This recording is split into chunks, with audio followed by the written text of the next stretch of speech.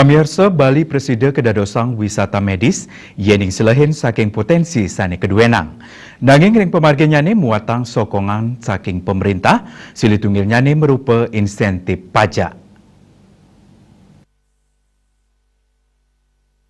Ketua Bali Medical Tourism Association (BMTA) Igede Wiryana Patrajaya Mausang, Rumah Sakit utawi Fasilitas Kesehatan Vaskes mepengabdi wenten insentif pajak risa jroning pemargin ayahan kesehatan.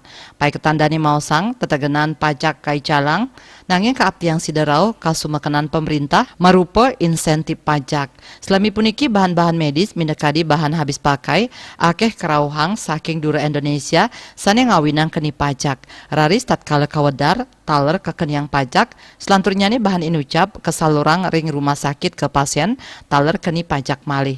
Janten kanan punike sane ngawinang arga ayahan kesehatan mal miwah lianan saking pahan layanan kesehatan 60% saking obat miwah piranti medis. Asa punika taler wenten pahan prebelab jasa sane taler polih uratian. Pahan jasa kekantenang sida kaselehin nanging indik pahan obat miwah piranti medis durung sida kedabdabin becik.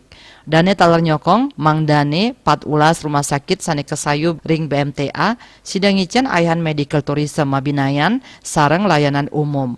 Manut Dane yening ayahan inucap mejangkep janten asilnya nih kekantenang nenten manggih anut sekadi pengabdi.